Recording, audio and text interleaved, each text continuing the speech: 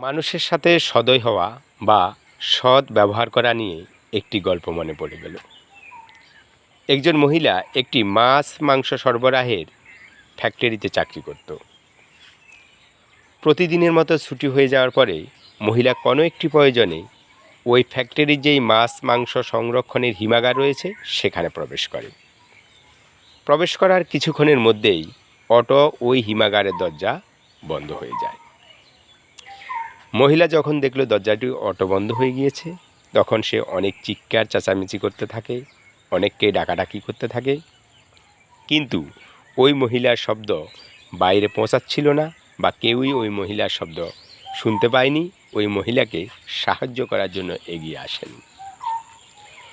অতঃপর যখন সবাই ফ্যাক্টরি চলে গেল এবং কয়েক ঘন্টা অতিবাহিত হলো, চতুর্দিকে বরফ জমা হতে লাগলো, তখন মহিলা বাঁচার যেই আশা সেটা ছেড়ে দিয়েছে। একটা সময় সে অচেতন হয়ে পড়ে। এমত অবস্থায় কিছুক্ষণের মধ্যে ওই ফ্যাক্টরির যেই নিরাপত্তা প্রহরী রয়েছে সে এসে দরজাটা খুলে মহিলাকে বের করে নিয়ে আসে এবং মহিলা যখন উৎস পরিবেশে আসে, কিছুক্ষণ পরে যখন স্বাভাবিক হয়, তখন ওই দারোয়ানকে প্রশ্ন করে, আপনার তো এই মুহূর্তে এখানে আসার কথা নয়, আপনি এখানে আসলেন কেন এবং হিমাগারের দরজা কেন খুললেন, যার কারণে আমি বেঁচে গেলাম।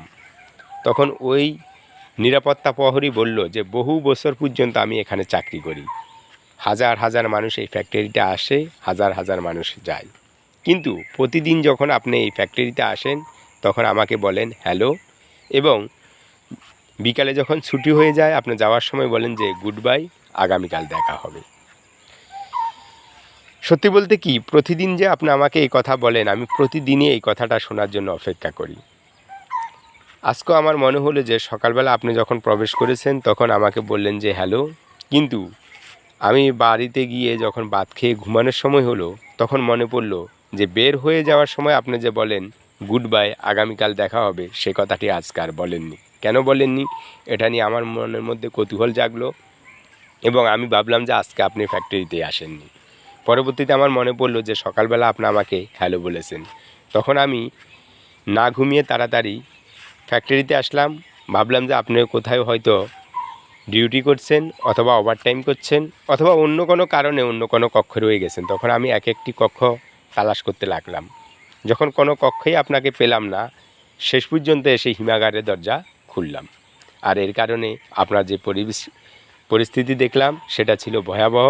সেখান থেকে আপনাকে বের করে আনলাম এবং আপনি আল্লাহর রহমতে প্রাণে বেঁচে গিয়েছেন।